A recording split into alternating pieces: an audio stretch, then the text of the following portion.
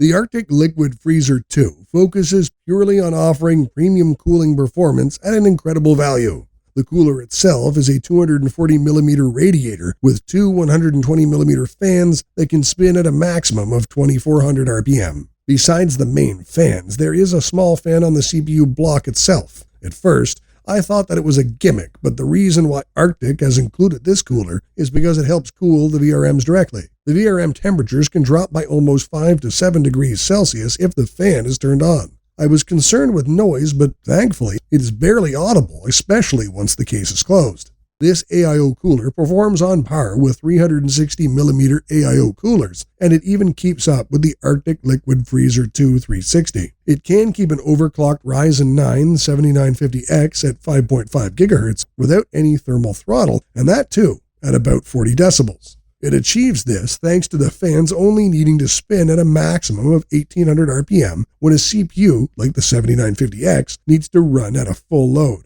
On normal load, it can easily run quietly at just 200 RPM, which makes it impossible to hear at all. The rest of the cooler is not particularly flashy in terms of looks or features. It is quite an understated piece of hardware with a muted dark aesthetic that should fit well with any case. There is no RGB on the fans either, which could be a negative point for many and positive for others. However, on the flip side, Arctic was able to focus on the cooling performance before anything else. I would have liked to have RGB on this because you can always turn that off if you don't like it. Lastly, if we compare the Arctic Liquid Freezer 2 with other similarly priced coolers, then I would only consider the Deepcool LS720. It is one of my favorite AIOs, but it is a 360mm AIO, which means that it will not fit in smaller cases. The Liquid Freezer 2 also has the added VRM fan, which gives it a massive edge over other coolers. At the end of the day, the Arctic Liquid Freezer is a top-class AIO cooler that does one job, and it does it well. At its price, it is simply too good to ignore, especially when paired with a high-end CPU. To sum up, what I like is the excellent cooling performance, the extensive socket support, and the extra fan for cooling VRMs.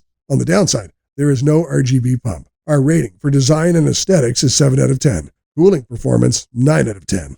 Noise, 9 out of 10.